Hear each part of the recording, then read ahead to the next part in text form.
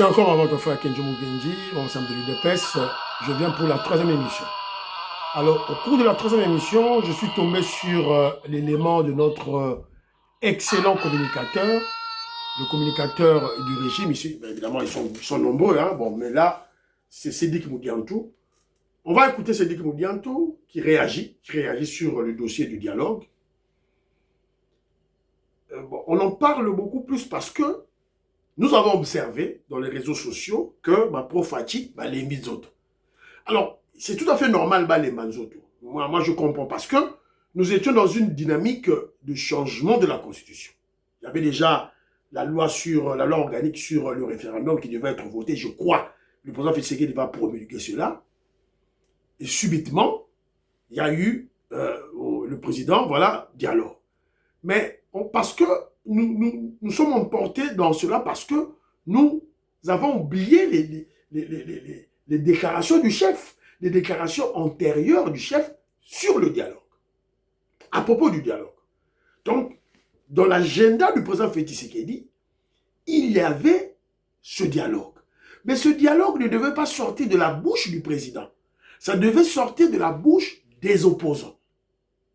Et le président a gagné son coup. Il a gagné son pari, et voilà. Et voilà. Donc, bientôt on ira au dialogue. Kenjo Mukenji propose que ce dialogue se passe voilà, à Kinshasa, que ce dialogue soit télévisé, un dialogue télévisé congolais à l'anda, débat, discussion en direct. Pas de perdiem. Évidemment, s'il y aura peut-être l'élargissement du gouvernement, pas de problème. Et surtout, tout chuter dans le changement de la Constitution. Voilà. C'est ça, en fait, l'objectif du président Félix Tshisekedi. Évidemment, j'en ai parlé à la première émission, tout et tout là. Alors, mais cette fois-ci, maintenant, Torchi Labino de Gonabiso Sédik Moudiantou, voilà, c'était les alliés émission Moura Moulaï. Peut-être que Toroka Tangonda Mundambu, voilà, tout ça peut-être pas partie essentielle, mais les débuts, Toroyo Kaye, voilà, Toroyo Sédik Moudiantou, voilà, qui parle, et vous avez un commentaire, la bino, vous partagez l'émission, s'il vous plaît. Alors, suivant, Sédik Moudiantou. Après avoir dialogué, nous autant de refus. Même si vous dites qu'il n'y a pas de refus, qu'il n'y avait pas de refus. Après autant de refus, parce qu'ici, il n'y avait pas de refus, on aurait ce dialogue depuis très longtemps, allais-je dire. Aujourd'hui, finalement, et enfin, Félix Tshisekedi dit oui au dialogue. Est-ce qu'il fallait attendre qu'on ait 15 000 morts? Est-ce qu'il fallait attendre qu'on ait un Nanga armé, le M23? Est-ce qu'il fallait attendre que Joseph Kabila réveille le M23 pour que Félix Tshisekedi fléchisse à ce qu'il disait hier? Non. Très bien. Puisque nous sommes à la télé, face à celui que moi, personnellement, considère être un grand journaliste, je crois te l'avoir toujours dit, il va falloir que nous procédions de manière méthodique à prouver évidemment nos affirmations. Allez-y. Tu es en train de dire qu'il y a eu acceptation, enfin. Et bien sûr, tu dis en plus de ça, après plusieurs refus. Oui. C'est la télé, c'est pas la radio. Veux-tu bien me permettre de répondre sur base d'une vidéo où tu me montres le chef d'État en train de dire non au dialogue? Vous dites souvent non au dialogue. Non, mais c'est pas mon qui devait convoquer. Hier, Vous, nous disons au dialogue, nous disons non au dialogue inclusif avec les tueurs, avec les criminels. Membres UDPS nyons, les pro-Fachi, les Congolais, les patriotes, les nationalistes le disent. Maman Alice Nsona, maman Lorena Notre, Robert Bukendi, Tolobarayango. Oui au dialogue, mais pas avec les Rwandais. C'est le dialogue entre les Congolais. Pas de Roubewa, pas de Moïse Nrugabo, pas de Kabila, pas de Nanga, pas de Bissimois, pas de Makenga, pas de ceux-là qui ont touché le sang congolais. Bango, direction la Bango Zali, justice. Aux journalistes, Tolanda. religieuse Et le chef de l'État. Souvent, quand on lui pose la question sur le dialogue, il a toujours dit qu'il n'y a pas de matière. Il n'y a pas de matière. Et puis, est-ce qu'après avoir dialogué, nous aurons la solution dans la partie est de la RDC? C'est ça sa question. De quoi tu parles? Alors maintenant, Ok. où en sommes-nous? J'ai dit ceci. Y a-t-il eu une seule fois où le chef de l'État a dit non au dialogue? Oui, plusieurs fois. La vidéo. Va. Donc, il n'a jamais refusé le dialogue. Demande à la régie de balancer la vidéo. Non, les ceux qui nous suivent ont toute la question en main. Hein. Est-ce que tu peux demander à la régie de balancer la vidéo? Les Congolais vous suivent. Mais demande à la régie. Je n'ai pas préparé de vidéo. Ces Congolais qui nous suivent, je mets quiconque à défi, mettez la vidéo dans laquelle le chef de l'État a dit non au dialogue. Et pourquoi ça a pris autant de temps pour venir, enfin, pas dire oui, mais pour venir confier la mission aux évêques, qui d'ailleurs lui ont toujours demandé ce qu'il a dit oui hier. On est d'accord que le chef d'État n'a jamais dit non. Je ne suis pas d'accord parce que j'ai toujours su qu'il a toujours refusé. Dans ton imagination. Vous ne dites pas non au dialogue souvent. C'est moi qui dois convoquer le dialogue ou bien les évêques m'ont vu hier. Je parle de restons dans le caractère officiel. Toi, tu es journaliste. Le canal, la théorie du canal, c'est toi qui l'as appris, c'est pas moi. Alors, le caractère officiel de l'information, qui a convoqué les dialogues, qui a reçu les représentants des confessions religieuses. Écoute, dans la démocratie, moi, Cédric, toi, Désiré, Thierry, moi, ça, Estime Chipama, ainsi de suite. Tout le monde a les droits de réfléchir. C'est ce qui fait la beauté et qui enrichit la démocratie. Mais nous savons qu'il y a un et un seul à qui nous avons confié le mandat de diriger à notre destin. C'est à lui de prendre les bâtons du pèlerin. Avait-il par le passé refusé qu'il se tiendrait un dialogue? Si oui, donnez-nous la vidéo. Sinon, acceptez qu'il est resté cohérent dans le temps. Mais lui, au moins, il est resté cohérent dans le temps. C'est pour ça et que je comprends pourquoi, lorsque Salomon devient roi, il n'a pas demandé la richesse. Il a demandé la sagesse. Heureusement pour Tshisekedi, la sagesse est innée et héréditaire. Ah bon? Oui. Il ne se contredit pas dans le temps et le temps lui donne raison.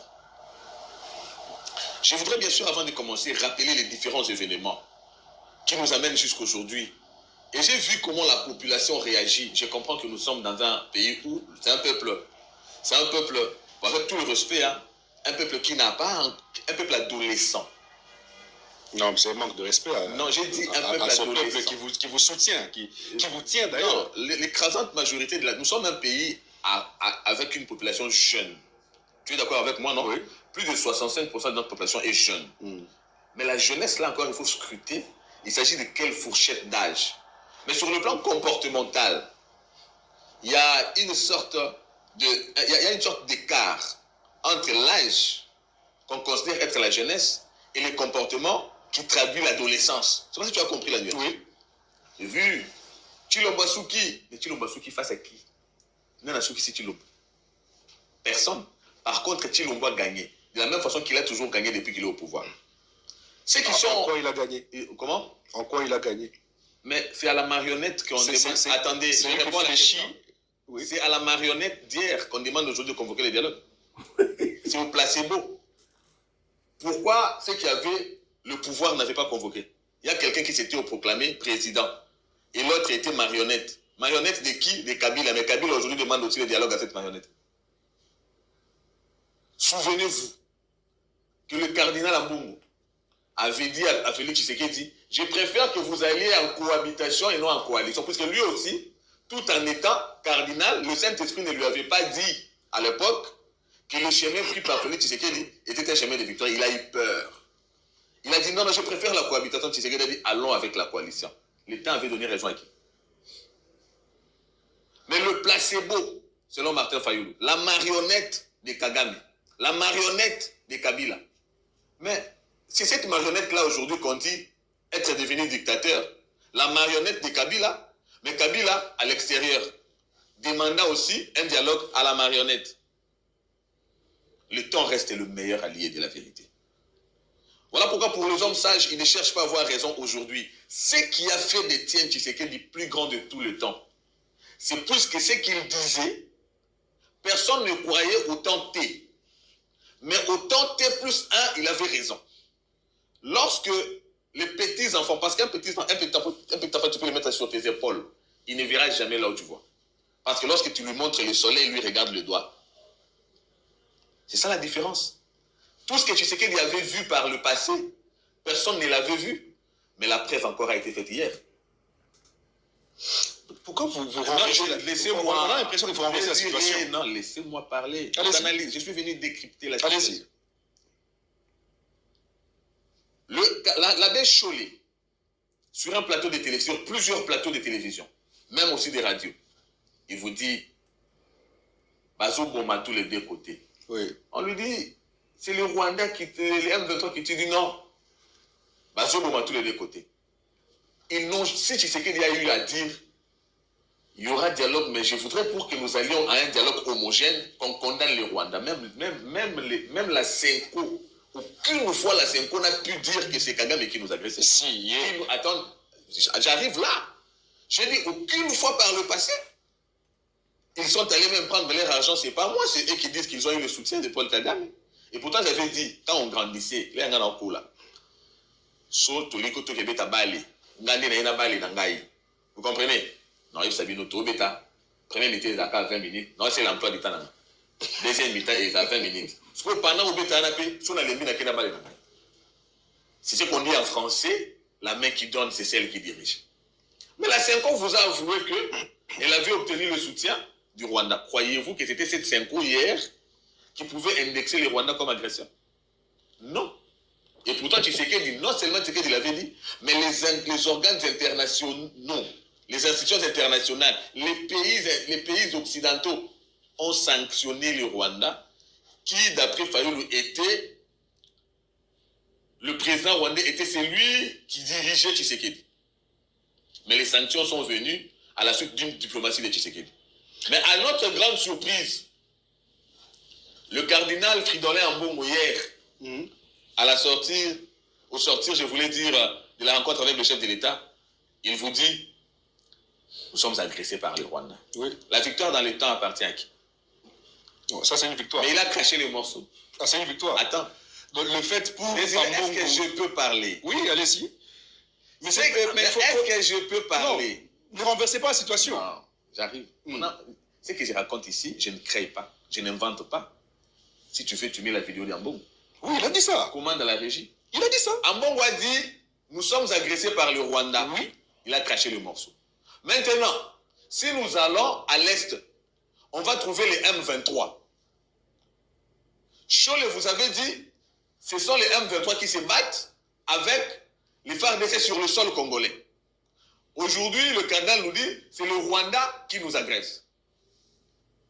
Ça veut dire, si nous faisons une analyse simultanée entre les deux propos, hier le cardinal nous a dit, le M23, c'est le Rwanda. Tu es d'accord avec moi? Oui. Donc, ça vient cette fois-ci de celui qui ne voulait pas l'avouer. Première des choses, victoire de Félix Tshisekedi dans le temps. Deuxième élément, Félix Tshisekedi vous a dit, donnez-moi une assurance, oui, selon laquelle, si on tient les dialogues, la guerre prend fin. Très bien, c'est là que je dois attendre. Merci. Oui.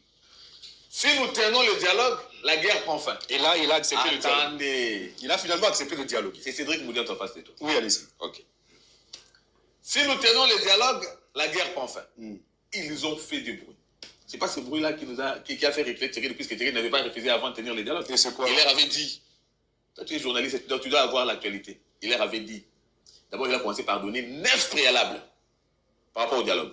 Ça va se tenir, c'est lui qui a dicté les principes sur le territoire national, dans le respect des institutions, dans le respect de la Constitution.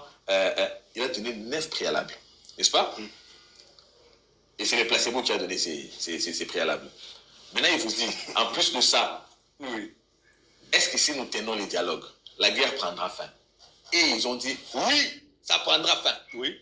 C'est eux qui ont répondu, oui, n'est-ce pas? Oui. Et si nous tenons les dialogues, la guerre prendra fin.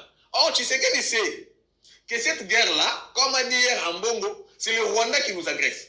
Est-ce que le Rwanda prendra part au dialogue? Et ils ont dit que le dialogue mettra fin à la guerre. Ils ont avoué hier que cette guerre, c'est le Rwanda qui nous agresse. Maintenant, nous allons au dialogue. Est-ce que le Rwanda prendra part? Vous n'avez pas vu la Chadès Tshisekedi. Est-ce que le Rwanda prendra part à ce dialogue? Non. C'est un dialogue national et inclusif. Ça veut dire que ce sont les fils du pays qui seront au dialogue. Mais les fils du pays ne se font pas la guerre entre eux. Ça, c'est le cardinal Mbongo. Il a dit hier que c'est le Rwanda qui nous agresse. Mais ils veulent qu'on fasse le dialogue, alors que dans ce dialogue, il n'y aura pas le Rwanda. Mais vous avez dit que ce dialogue mettra fin à la guerre. Même un enfant de 2 ans sait comprendre que vous êtes bâclé dans le raisonnement. Le chef de l'État a accepté quand même. Écoute, le chef de l'État, il a quand même accepté. Le chef de l'État a fait la sagesse. Ah oui. Le chef de l'État a fait la sagesse. Bien avant que le chef de l'État ne parle, ne reçoive ces gens, vous avez entendu le président ougandais, Yoweri Museveni. Il a parlé, n'est-ce pas? Il a dit que c'était plus simple, c'était facile d'organiser, et parce que M23 ne voulait rien d'important, ils avaient des exigences. Moi, je ne sais pas de toute sa vie si Martin Fayulu a déjà eu des négociations diplomatiques qui engagent des questions internationales, aucune fois. Ça ne peut être ni dans le cadre de Faden House, encore moins dans le cadre de l'ECD. C'est pas possible. Non. Quelqu'un de Martin Fayulu, là, vous dites qu'il n'a jamais participé à... Dis-moi alors, je ne sais pas, avec tout le respect, dis-moi dans quel cadre il a participé à un dialogue qui oppose 2 pays. Parce qu'il a pris part au dialogue de la CENCO. Non, mais c'était la crise interne. Il n'y a pas un dialogue entre 2 pays. Comment ça? Le cardinal Mbongo a dit ceci, je reprends encore. Nous sommes agressés par le Rwanda. Nous avons signé un accord RDC-Rwanda sous la médiation des États-Unis. C'est une guerre qui a des implications internationales. La crise touchant même la sous-région, la région du Grand Lac. N'est-ce pas? C'est une crise internationale, non? Tu es d'accord avec moi? Oui. Parfait, il a déjà pris part à ce genre de discussions. Pourquoi il ne prendrait pas? Mais donne-moi alors. Pourquoi il prendrait pas? Quel cadre? Pourquoi il ne prendra pas à ce genre de discussions? Il ne prendra pas part. Voilà pourquoi il n'a pas vu que cette situation n'est pas liée au dialogue que lui est en train de porter, qu'il est en train de défendre. Et puis, un élément important à souligner. Nous voulons que ce dialogue soit un cadre de résolution, comme ils l'ont dit. Aucune fois Tshisekedi n'a nié. Voilà pourquoi il demandait la thématique comme moi, sur ton plateau, plusieurs fois. J'ai toujours dit, nous sommes africains. Même dans nos familles, on se parle. L'arbre à palabre, c'est ce qui caractérise la culture africaine. Tout à fait. Mais de quoi allons-nous parler? Regardez la confusion. Vous leur posez la question. On va parler de quoi ils vous disent. La situation sécuritaire, il faut que la guerre prenne fin. Mais ils savent que ce n'est pas ça le problème. Voilà pourquoi ils ajoutent. Le pays va mal. Il y a la corruption. Est-ce que quand il y a la corruption, attends, lorsqu'il y a la mauvaise gouvernance, lorsqu'il y a la corruption, cela peut appeler à un dialogue ou bien c'est le travail du contrôle parlementaire? C'est lui qui me dit un tout. Désiré, moi, non. Je ne sais pas si ma méthode est discursive. Tu connais une méthode discursive? Allez-y. Oui. Ma méthode est discursive. Je suis en train de vouloir que cette population qu'ils ont aliénée, qu'ils ont abruti, comprennent, moi aussi maintenant, j'ai salué la cohérence du chef de l'État. Parce que, la cohérence. J'ai dit la cohérence parce que, dans les 9 préalables du chef de l'État, qui va convoquer le dialogue? C'est lui qui doit convoquer. C'était pas l'un de préalable? Une ordonnance. C'était pas l'un de préalable? Justement. Oui. Le dialogue se tiendra où? Dans le pays ou à l'extérieur? Ah, jusqu'à là, on ne sait pas. Ça se tiendra ici.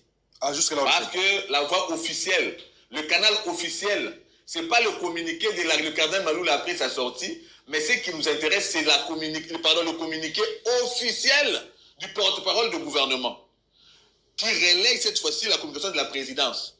Il a une fois de plus rappelé l'inclusivité dont il a parlé, rentre encore dans le cadre de ce qu'avait dit le chef de l'État, ceux qui ont tué les Congolais. Non, j'ai analysé en termes de préalables. Oui, justement. Est-ce que, dans le cadre de ce dialogue, vous avez beaucoup parlé. Oui. Kabila viendra? Vous avez beaucoup parlé. Si ça se tient ici, Kabila viendra? Ça c'est ma question. J'en arrive. D'accord. Vous parlez de l'inclusivité. Voilà, la Sukiwana. La Sukiwana, déjà 20 quelques minutes, Boyoki. Réflexion de Ronabiso. Je n'ai rien à ajouter. Je voulais juste prendre la réflexion de Sédik Moudiantou. Natché Labino. L'objectif de Kenzo, c'est vous reconforter. Je vous ai souvent dit, notre chaîne YouTube, c'est une chaîne de révolutionnaires. C'est pas destiné aux kabylistes, aux katumbistes. Chaîne à Kenzo, ils ont pour la kabiliste, pour la katumbiste. Si on a kabiliste, on a katumbiste, on a kagamiste. Kolana no mazola Kenzo te. Koko ta na chaîne te. Koko ta no kutu te. Ote Kenzo, il faut tout faire changer Batou. Batou baya côté na biso. Kenzo mouke n'a pas ce temps-là. Nana temps ya okena wako prêcher bata Kabila, bata Katumbi va changer. Je n'ai pas ce temps-là. Je vous ai souvent parlé qu'ils sont atteints du syndrome de Chinaran. Voilà. Donc, ils ne vont pas aimer. Attends, petit Tshisekedi a joué huissier. Un huissier congolais a foutaillé $2000. Ils ne vont pas aimer. Et vous avez vu, on est en train d'assainir la ville de Kinshasa. Assainir la ville de Kinshasa. Pendant au combat, ville de Kinshasa, Martin Fayulu, Bando Bamba. Bando Bamba, bâtisseur, Bamba. Ex-Koulouna. Bason Bosa, Baba Koulouna. Koulouna, on va commis paramilitaire. Bossani. Voilà. Donc, c'est un peu ça. Donc, objectif, il y a Ken Josali, n'a reconforté ma membre à l'UDPS, n'a reconforté ma nationaliste, ma patriote. Kokoya n'a bolemouté. Oh, opposition est gagnée. Opposition est gagnée et le remoroté. Et gagnée et le remoroté. La première émission, la deuxième émission, il y a une vidéo, il y a un match qui est ouais, lundi, on va comprendre.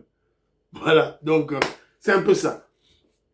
Fiston Lendo, Christian Kagné, homme d'affaires Christian Kagné, millionnaire Jean-Marie Ngandou, mon frère Justin Ngandou, voilà, donc, Marcel Moubikaï, Maman Lille Moubikaï, pour partager l'émission.